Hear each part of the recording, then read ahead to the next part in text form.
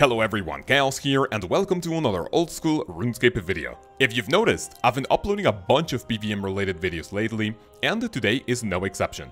Back in May of 2023, I made a video called the 10 bosses to start your PVM journey with, and today we see the continuation to that video. Scapers have been having a ton of fun making these PVM videos to help you improve, so if you find them useful, remember to subscribe with notifications on, drop a fat like, and join our Discord server with the link in the description if you're looking for more tips and the people to go bossing with. This video will work as follows. Since this is the more advanced video compared to the last one, this time around we are aiming for normal and the challenge mode chambers, the Theater of Blood, Expert Tombs of a Mascud, the Inferno, and the Fortress Coliseum. In order to prepare for these encounters, the following is the list of 10 bosses ranked in order of difficulty you can do solo to learn more about the inner workings of the game, and to improve in pretty much every aspect needed for high-level PVMing. That being said, let's begin. Okay, I'm going to clickbait you just for this one segment, because we are not really looking at a monster, but rather a skilling activity being the Hallowed Sepulchre. Now, don't leave a dislike quite yet, there's a very important reason why we are looking at this first. In a previous video, we learned all about the tick system and movement in old school RuneScape.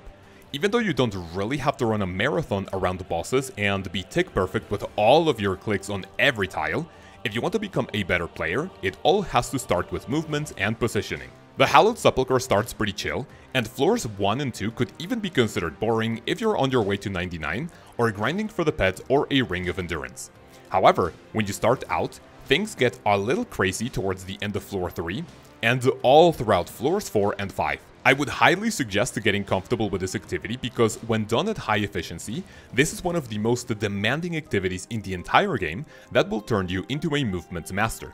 It will be crucial for you to know when to move diagonally, having good reaction time to step on blue tiles and avoid yellow tiles, and the timing for the fire and lightning attacks will also contribute to overall tick knowledge. For some of the bosses coming up, it might be a good idea to have a mega weapon like a twisted bow, but what if you can't afford one in the game? Well, just buy one in real life, and you can do that thanks to today's video sponsor, Creator Crafted. If you want to bring your love for old school RuneScape to real life, Creator Crafted has a ton of high quality products available, including LED lights, plushies, and more recently, super cute stickers for you to decorate your gaming setup. I got this insane twisted bow that will go up on my TV room, and it includes accessories to hang it wherever you want. If you decide to go for the plushies though, you get an amazing 15% discount if you decide to bundle 3 of them together, and the hard part will be to choose which ones you want. If you find any of these products interesting, click the link in the description or in the pinned comment, or use code KAOZ10 at the checkout for 10% your entire order and support the channel. Thanks to Creator Crafted for sponsoring this video, and let's continue. Okay, let's actually get into bosses, and thanks to the addition of Valimor, a new mid-level PVM encounter by the name Moons of Peril was added into the mix. If I had to include this boss in my 2023 bossing ladder, I would say this would go towards the end of the mid-tier. For those of you who think this is way easier for a video on how to master PVM, well, this is only the beginning. The good thing about Moons of Peril is that all 3 bosses feature different mechanics that will prepare you for future activities, and these are not really that punishing if you fail to execute them correctly. The Eclipse Moon has you hiding behind a big ball and having fast clicks as multiple bosses appear around the room. The Blue Moon teaches you to avoid obstacles with the water pillars, and when to attack and walk back when you have to punch the ice. And the Blood Moon will teach you positioning during the rain, and most importantly, nearly tick perfect attacks and walk back when fighting the Jaguars. The great thing about this encounter is that, as most of you know, it requires literally 0 GP input for supplies, because you can just make your own potions and food inside the dungeon. All you need is a weapon, armor, and the teleports, and you will walk out of this encounter with 100% profit. A monster that could be seen as having less mechanics is Vorkath. I keep including this boss mostly on my money-making guides, but this encounter isn't just good at increasing your bank value.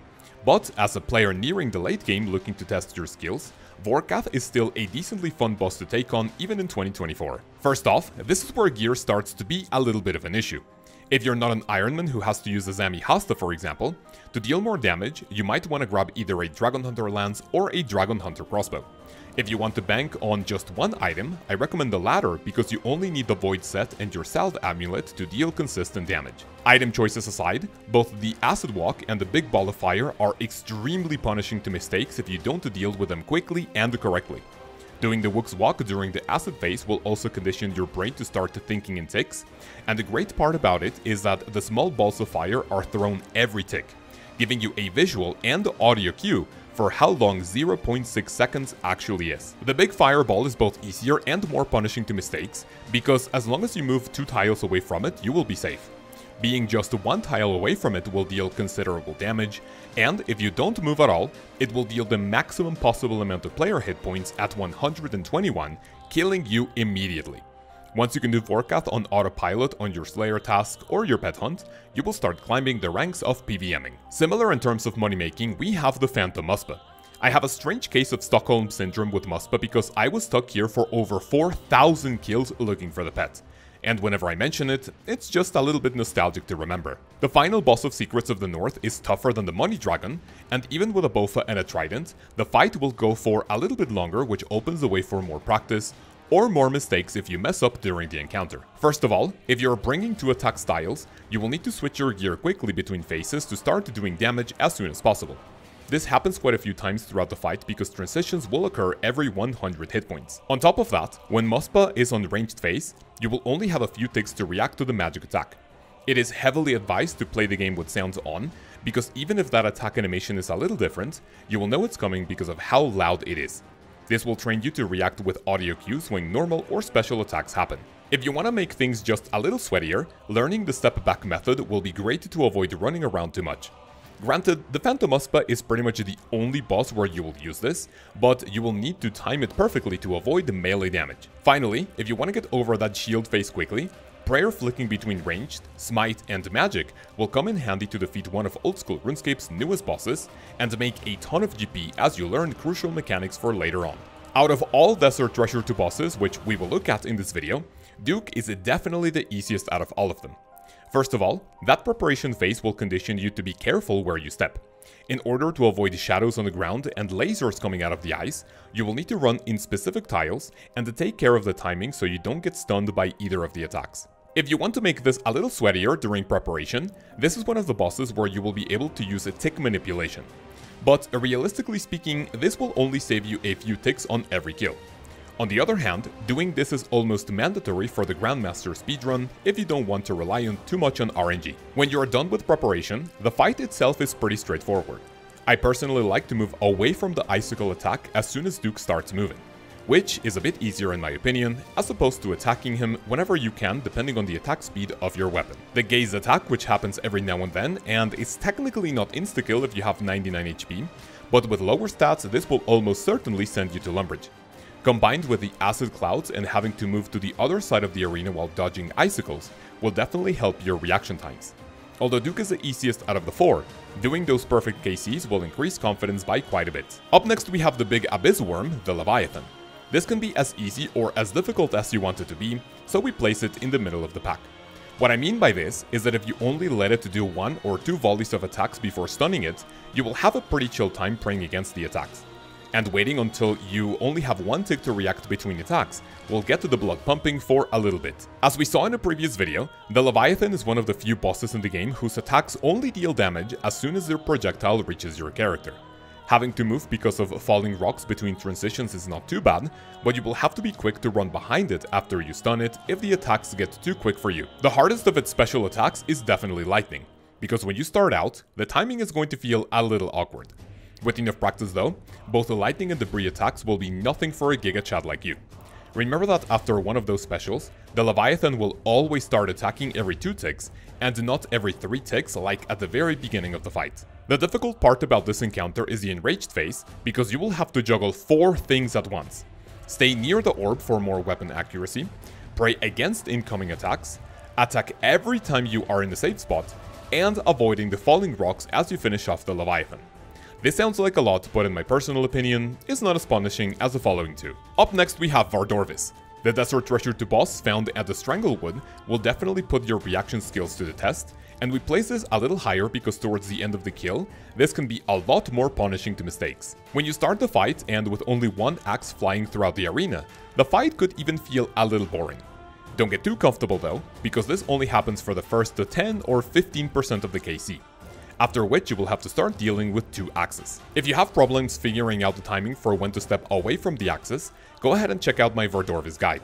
The plugin Better NPC Highlight will make dodging these a little easier, but it's still up to you to perform those dodges correctly. The only easy part of the fight is when Vardorvis stuns you for a few seconds, and you have to pop the red circles on the screen, which gives you a little time to heal. Things start ramping up when you have to deal with 3 axes, the head which throws ranged attacks to disable your prayer, and the spikes coming out of the ground. All of these have a small chance to overlap, so in my personal opinion, always dodgy axes first, because they will deal the highest damage if not taken care of, especially without protect for melee. As long as you camp near the edge of the arena, you won't have to deal with spikes, but moving away might make them spawn, so you actually have to dodge them. Once you're able to beat Vardorvis without breaking a sweat and get those perfect KCs, you can say that you have started mastering movements in old school RuneScape. Side note, anyone who says Awakened Vardorvis is harder than Leviathan is hard coping. The final desert treasure to boss we are looking at is the Whisper. Now, I can already hear you saying, well, wait a second, you can kill Whisper without taking a single point of damage, so why is she the hardest of all of these 4? Well, let's start by addressing the elephant in the room. I have always said that doing the Whisper with a shadow almost feels like a completely different fight, as opposed to not having the best in slot magic items in the game. Kills can take upwards of 5 minutes with items like a trident, a ward, and Aaron's robes, so I place this one here because 2 reasons. One of them being how tanky she is without a shadow. The second is the enraged face. As most of you know, you will have to juggle 3 things at once. Praying against her attacks, which will cycle every 2 projectiles, moving away from the tentacles, and of course dealing damage. Without a shadow, you will be here for a lot longer, which opens the door to more mistakes, whether it be from messing up prayer, or simply letting the tentacles damage you. If this happens a few times, you will lose all of your sanity, and you will either die or have to teleport out. For those of you who have the best magic items in the game, the Whisper is potentially the easiest of the bunch, especially once you practice enough, so all you need to take on your trip are prayer potions. For the average player though, if you are looking to test your prayer switches, memory, reaction time, and of course movement, doing the Whisper comfortably without a shadow will be one of the biggest confidence boosters in the entire game for solo encounters. In the previous video for entry-level PVM, we placed a regular Gauntlet as the most difficult challenge because of the increased difficulty with other bosses. This time around, the Corrupted Gauntlet sees almost the same spot, because doing this fast and comfortably definitely needs more mechanical skill, and something we haven't touched on too much until now, which is resource management. I have always said that if the Hundlef was just a repeatable boss on its own without the need to prepare all of your items and supplies, it will be considerably easier, and even more than many of the bosses on this list. Because of those 7 minutes and 30 seconds you have to scout for resources, make weapons, defeat enemies, and get everything ready before the big red dog, the entire Corrupted Gauntlet is definitely something you need to practice to become a much better PVMer. Getting into the final fight specifically though, and despite being easier thanks to animations and audio cues when the Hundlef is about to change attack styles, movement is super important for this fight when you have to run around to avoid tornadoes and the dangerous tiles. After you get the Hundlef below 300 HP, you can camp the light blue tiles to avoid the dangerous ones every rotation, but the 4 tornadoes chasing after you will certainly be troublesome because they could stack you out and kill you in one tick. Even if it takes 40 attempts to get your first Corrupted Gauntlet KC, this is one of the best pieces of content to help you improve. If not for raids, the Inferno, the Colosseum, or Awakened bosses, the pinnacle of solo PVM encounters, in my personal opinion, is the Phosani's Nightmare. Bosses on this list have been punishing to mistakes, but you can easily survive if you mess up every now and then. The Phosani's Nightmare, on the other hand, is not only punishing, but the entire fight takes an obscene amount of time, even with the best in slot mage and melee gear, which can of course open the door to more mistakes. And in my personal experience, if you take heavy damage, you might potentially panic, heal up, and not pay attention to attacks or mechanics, and end up dead in a matter of seconds. Another factor that makes this boss so incredibly challenging is the amount of attacks and specials you have to deal with and react. Because at most, every boss on the list has had 3 or 4, maybe 5 things to watch out for. The Nightmare has 12 things to juggle, some of which you have to do a few at once. 2 of the most butt-clenching mechanics are the melee attack on the 4th phase, which will deactivate your prayer, giving you just a single tick to turn it back on. And the final Sleepwalker phase, which requires excellent timing to kill all 4 to avoid heavy damage. If you want a challenge, you can definitely try this boss even without the best in slot gear, but I would honestly not recommend doing one of the most intricate bosses in the entire game without at least a scythe. Once you can defeat the Phosani's Nightmare consistently, I would say you are definitely ready to move on to the most difficult challenges in old school RuneScape, whether it be solo or in a group. A final thank you to Creator Crafted for sponsoring the video, so after you're done, go check out their catalog of amazing lights, plushies and stickers. I guarantee you'll find something you are definitely gonna want to snag. And remember, you get 10% off your entire order with my link in the description or my code Kaoz10.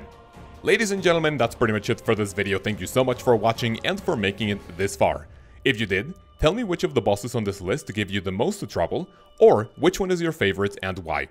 Include the term RSN in your comment along your RuneScape username, and you will be entered in our weekly bond giveaway, for which we will pick a winner on Friday's stream. A huge shout out to all the people you see on screen for deciding to pledge to this channel with a monetary subscription, which helps fund this project and support my family in a third world country. If you want to be included with all of these legends, click the join button below and see all of the possible perks in the videos and the live streams, and of course in the Discord. In the next one, according to my schedule, we will see how to defeat bandos without taking much or any damage at all, even without the best in slot melee or magic gear. For now, I hope you have an amazing day, have an amazing week, and I will see you then. Peace.